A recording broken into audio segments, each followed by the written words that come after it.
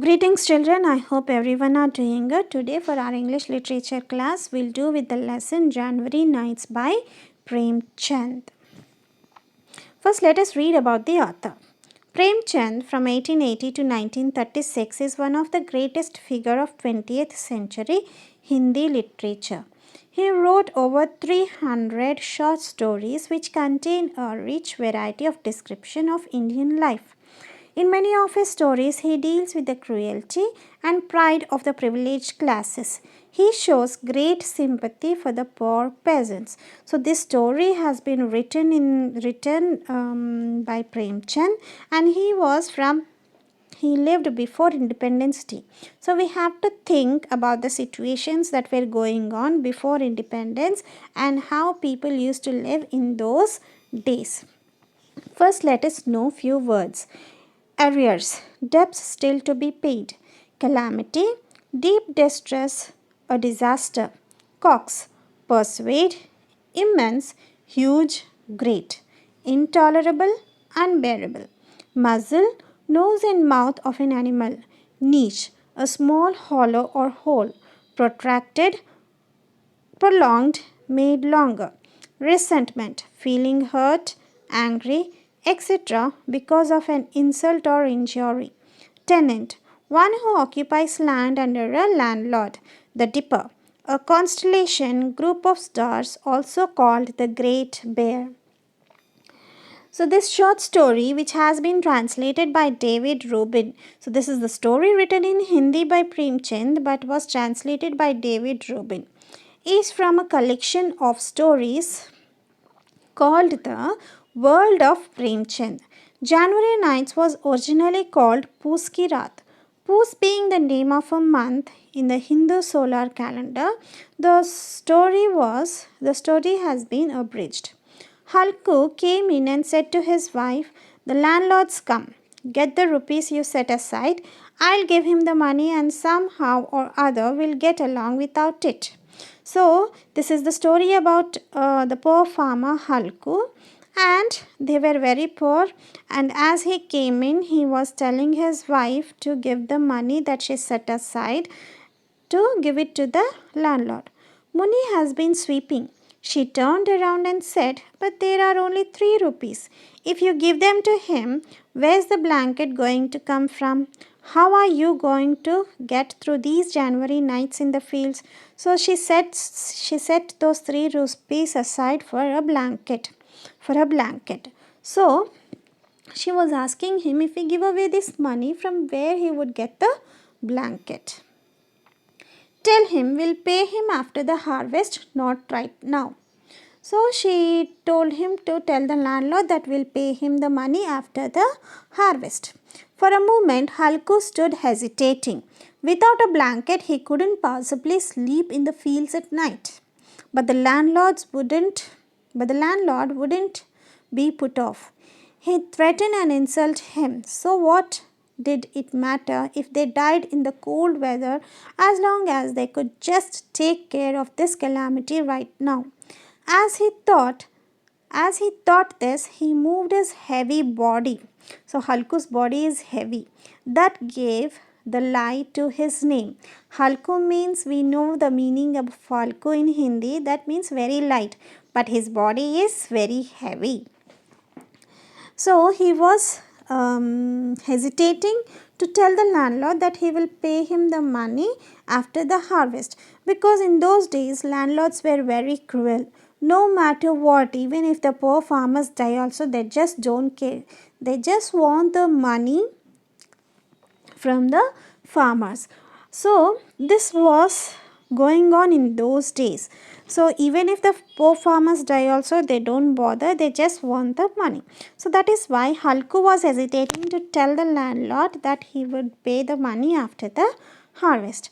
And so he wanted to convince his wife, and came close to his wife. Trying to coax her, he said, "Come on, give it to me. We'll manage. I'll figure out some other plan to get the blanket." Muni drew away from him. Her eyes angry, she said, "You just tell me what other plan can be found. Is somebody going to give a blanket?" God knows how many debts are always left over that we can't pay off. What I say is give up this tenant farming. The work's killing you. Whatever you harvest goes to pay up the arrears. So why not finish with it? Earn some money for your own belly. I won't give you the money. I won't. So Munni was she was angry because in January nights it is very difficult to sleep in the fields. It is very cold out there, so Halku need a blanket to cover himself. So Muni want Halku to buy a blanket, instead giving away that money to landlord. So Halku was trying to convince Muni to give that money to landlord.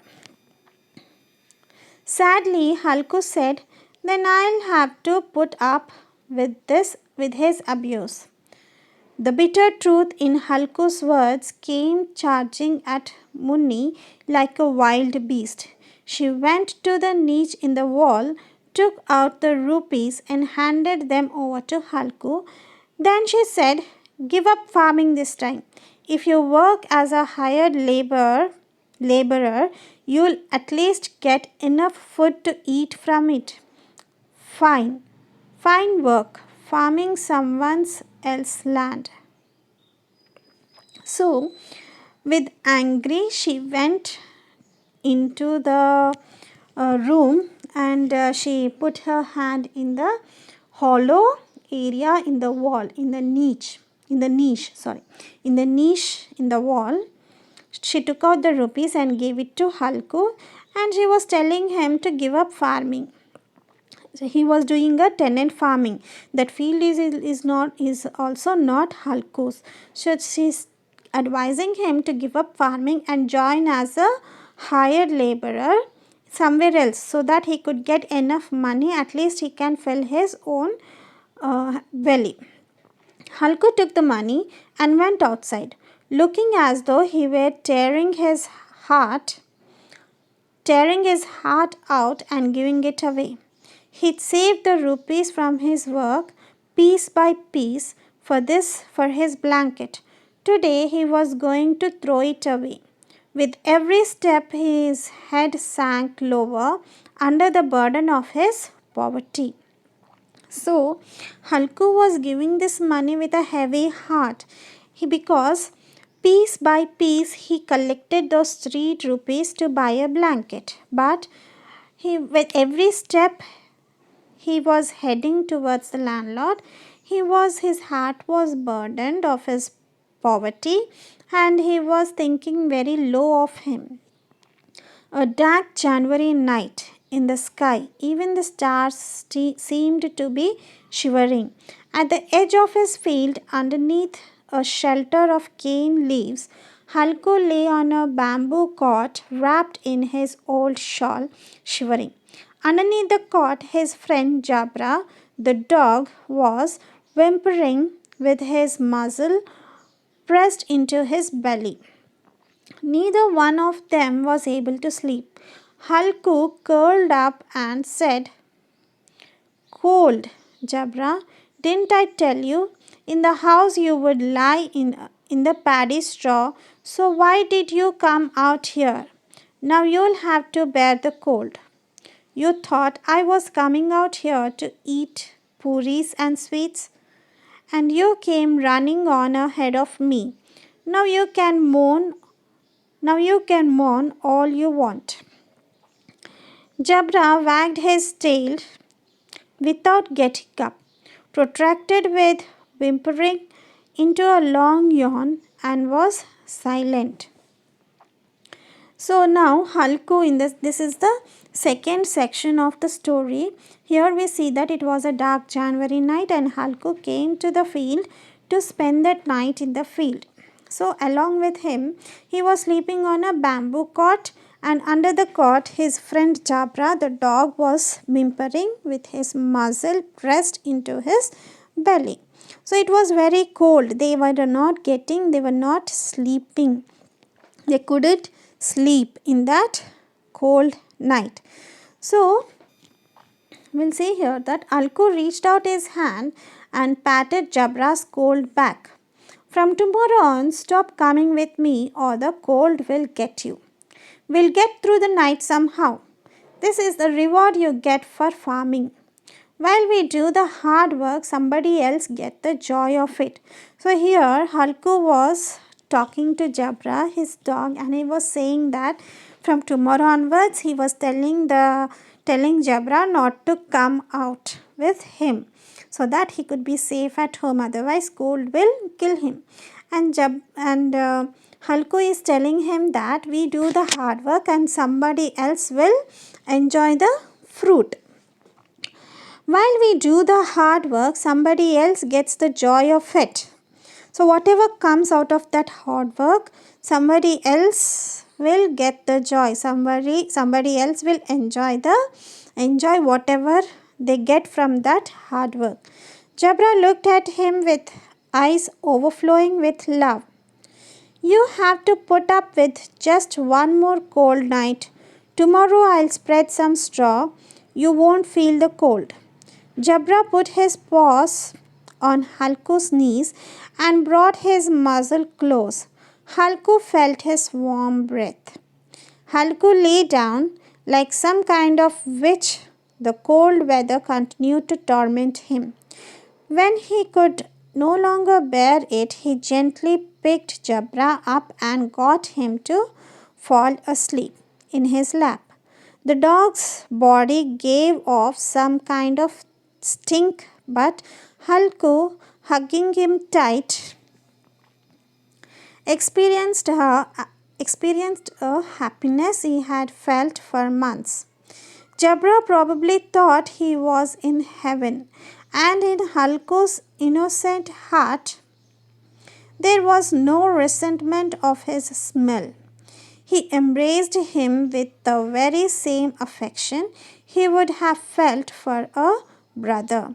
He was not crippling by poverty, yet rather it was as though this singular friendship has opened all the doors to his heart and brilliantly illuminated every atom of it. Suddenly, Jabra picked up the noise of some animal.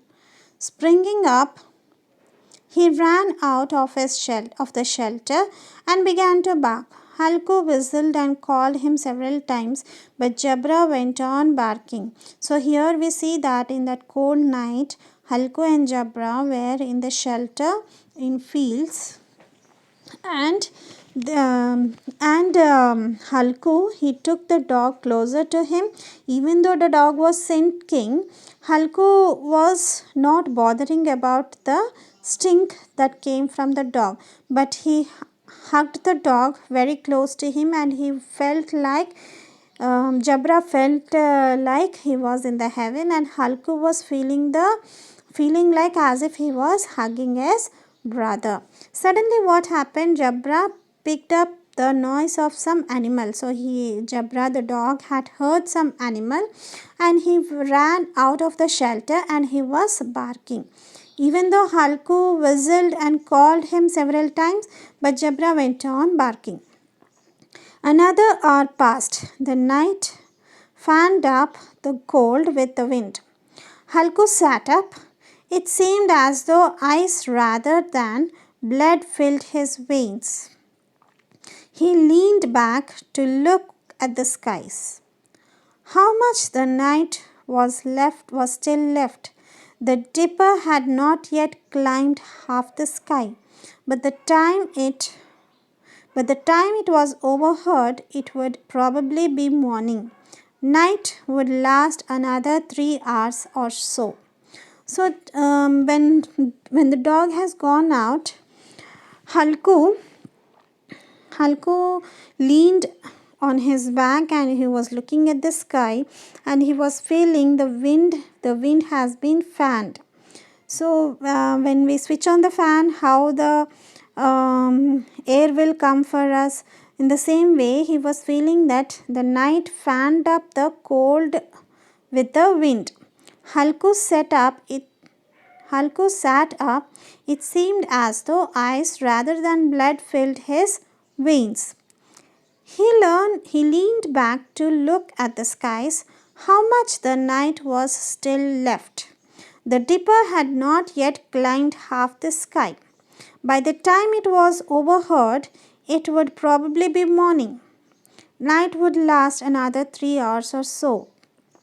So there are still 3 hours to go to spend that night. So he was thinking that the Dipper has not had been yet halfway through in the sky. The Dipper means the constellation of stars. Close to Halku's field there was a mango grove. Halku thought, if I go and get a pile of leaves, I can make a fire of them and keep warm. If anybody sees me gathering the leaves in the dead of night, they'll think it is a ghost. Of course, there's a chance some animals hidden in my field waiting, but I can't stand sitting here any longer. He ripped off some stalk from a nearby field, made a broom out of them, and picked up a lighted cow dung cake, went towards the grove. Jabra watched him coming and ran to him, wagging his tail. Halku said, I couldn't stand it any more, Jabra. Come along, let's go into the orchard and gather leaves to warm up with. When we are toasted, we'll come back and sleep. So Halku, he wanted to go. He recollected that there is a mango grove nearby and he wanted to collect some dry leaves and burn them up, lit them up so that they could get some warm, they could get some warm up and they can sleep after they get, he says that we wait after when we were toasted, we'll come back and sleep. So when they feel that heat of the burning dry leaves, they will come back and sleep again. So we'll stop here. Till here, I want all of you to read the lesson and understand. Thank you. So thank you, children.